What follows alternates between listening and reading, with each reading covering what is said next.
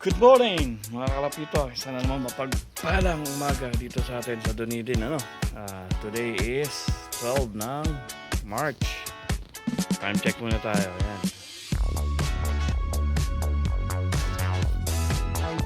Time check, tagal 7:50 ng umaga, no? Medyo na late na tayo uwi dahil diretso tayo nag-atid kay Zoe sa kanyang eskwelahan, uni, first year niya sa uni, no? Then ayan, thank you Lord sa muli mong pagising.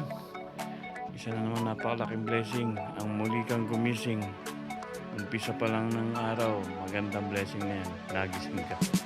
Anyway, pakawala muna natin itong mga to para hindi sila mainip. Ayan na,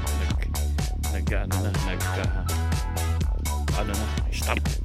So ayan, may gana silang mag-apply ngayon. Hunter, wag kang pipitas ha. Ayan, nauna pa si Risa. Ba, improving ha. Si Hunter, ang kulit. Oh. Ang kulit. Oh. Gusto pang pumasok doon para palabasin. Huwag ka pumasok dyan. Ayun na. Ayun na yung mga warriors natin. Ayun. Kumanan natin. May mga natira pa yun. Dami pa yun. Lipad. Naku po, nagbubong. Nasanay na magbubong. Ang dami pa pala. Oo. Ayun na. Baka mag-painting yan. Lipad.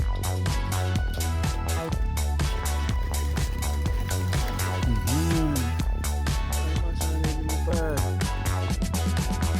Ayan pa doon. Ikaw, Ice. Lipad.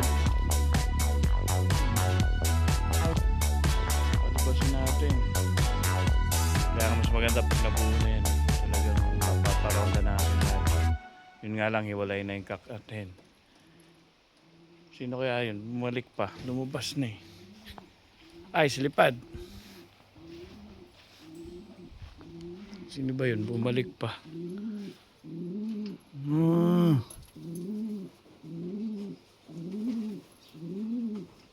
Ayaw lumonda. Pahala ka dyan. Yun na, nag-ranging na.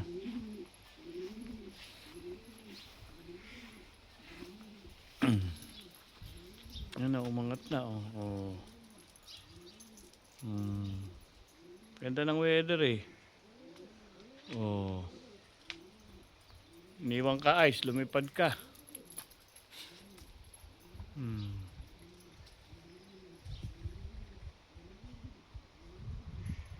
Yan oh. Pag umangat yan. Anyway yan. Magandang umaga sa lahat, no? Nakakatuwa yung tingnan yung mga Facebook page natin, lalo na pag may mga photos ng mga kamag-anak na matagal na hindi nagkita, no? Lalo na yung mga nasa abroad, mga nagbabakasyon para mabisita yung kanilang mga mahal sa buhay. Ayan. So nakakatuwa. Kaya patuloy lang tayong magkasundo-sundo, no? Normal lang minsan may tampu-tampuhan or ano. Pero mas maganda in the future magkasundo-sundo. Yan. Sarap makita lalo na yung mga magkakapatid magkakasundo. Normal lang minsan may mga konting hindi pagkakaunawaan yan. Pero pag napag-usapan naman nagiging maayos lahat. Tulad lang yan ng mga magkakapatid. Anyway, ayan, kalapito ang ating page. Yan si Ice, yan yung ating unang narihom. First ever na narihom natin dito. Galing kay Marvin ng Umaru Homing Pigeon Club. Hindi lumilipad. Yung pares niya lumipad, siya hindi.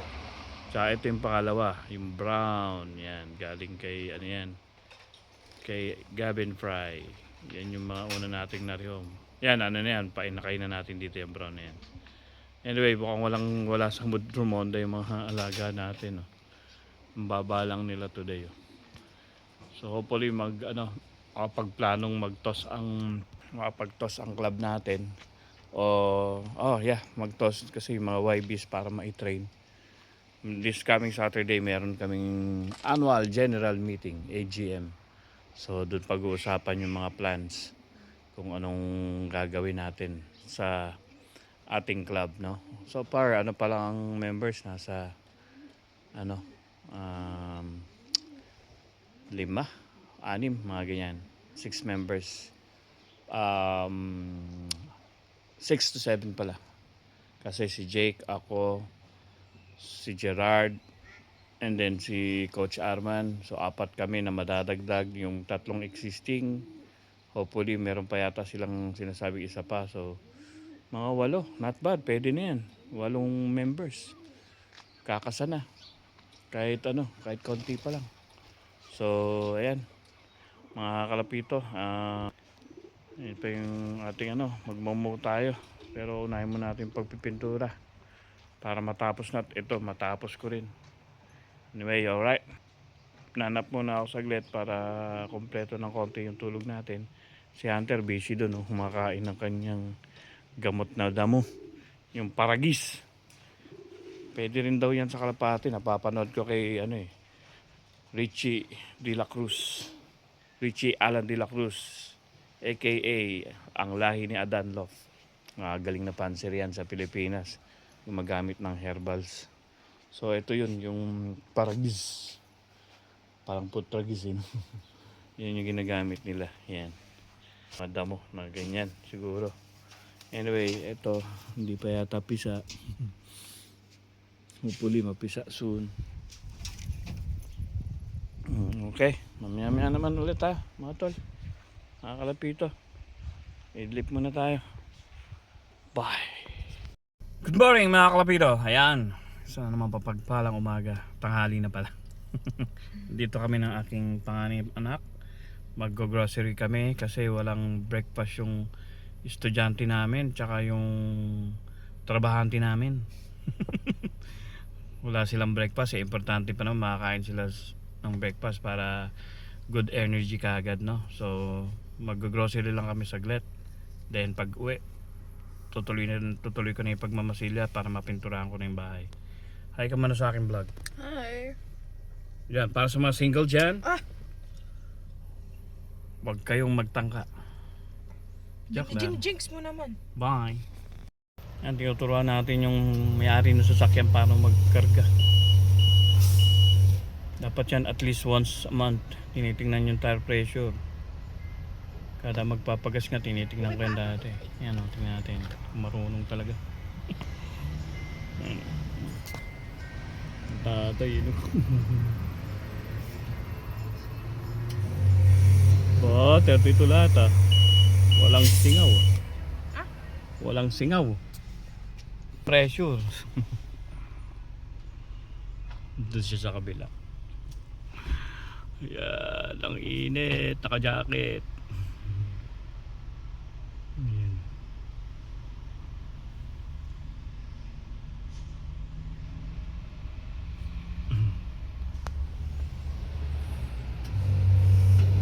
Yeah, walang singaw yung gulong.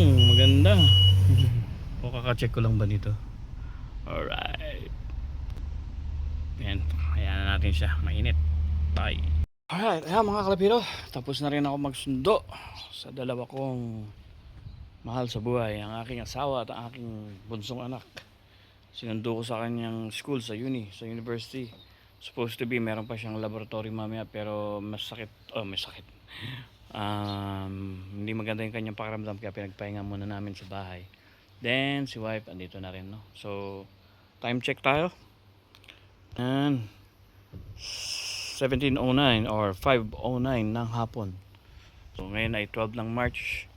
So medyo hindi tayo nakakilos sa ating pintura. At itong ating hindi pa rin tumatakbo. Pero ayan, may markings na nga yan. Ganda yan pag nabuo.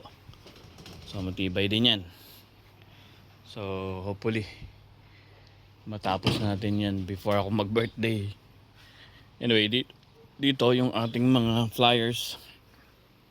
Yung nangitlog doon, nakala ko hindi fertile yung kanilang eggs. Nung sinilip ko, ayun. Pakita ko sa inyo mga tol. Pasintabi lang sa akin makain medyo marumi na naman.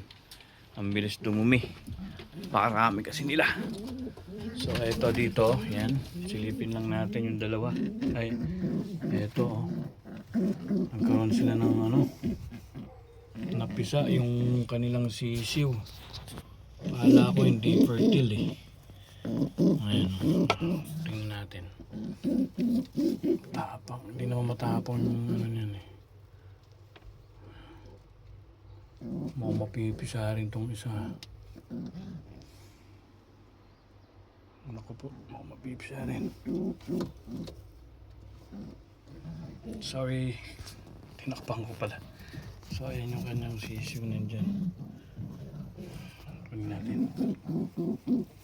Halika rito. Malaking barako to. Oh, ayun yung kanilang ano, nakay. Naku, bumaliktad. Sige. Bumaliktad yung kanilang inakay. Umipot pa sa akin. So tingnan din natin, baka mamaya napisa na rin to. Naku po, ayan, buti maliit lang yung itlog. Hindi yan mapipisa. Alright. Sana masubuan nila oh. Okay, sige, pabalikin na natin. May ulit. So alright, chinek natin. Ayun, nakapisa na. Fertile. Hindi ko akalain magiging fertile yung kanilang itlog, no? Kasi nga, puro mga YBs yan. Ewan ko kung normal lang yan. Sobrang bata pa nila. Patay sila sa magulang nila yan. Hindi pa sila tapos mag-aral. Hindi pa sila tapos mag-aral, nagka-baby na. Buti ako, nagtapos ako ng college muna bago ako nag-asawa. Yung mga ano ko, hindi pa nga nakakatapos ng karera eh. Ng itlog na, nagkain na kayo na oh. Yari kayo. Yari kayo sa parents niyo. Anyway, joking lang. So yun, hindi ko akalain nga makakabuo yung si 150 tsaka 153 yung kanyang pares dyan eh. So hayaan muna natin, pinaano niya, sinusubuan niya. So ang maaari natin gawin ay yan, bigyan ng Piminix tsaka minerals para maging healthy. So mga 18 days lang naman yan eh. So 18 days bago ulit makuha ni Jake to. Pero tatapusin natin to. Anyway, sayang kasi kung mabubuhay nila, di ba? Why not? Pwede naman natin din pamigay yung sisiw na yan. Nabuo na. Ito, inaantay ko. Yung wala pa akong ano, pinamigay ko yung to eh. Yung tawag dito, pinamigay ko yung mga naunang clutch na sisiw. Yan, galing kay Machulop yan eh. Yan. Yung mili na yan, tsaka itong blue checker na oh, asan na yun? Oh, ito pala kumakain. Sorry, hindi na kita istorbe. Hindi na, kumain ka na. Makain na yan. Yung blue checker. Yan.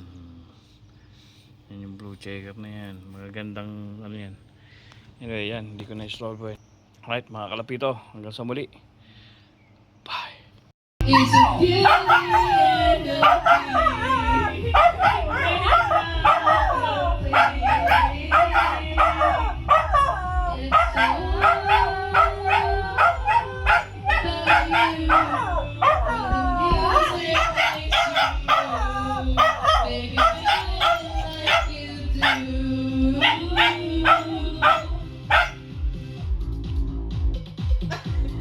tumigil daw eh. Dolby. Justin Bieber. Selena. Nicki Minaj. Wait. Wait. Good job. Give me. Good job. Oh! Galing, nakita nyo? Everything you want.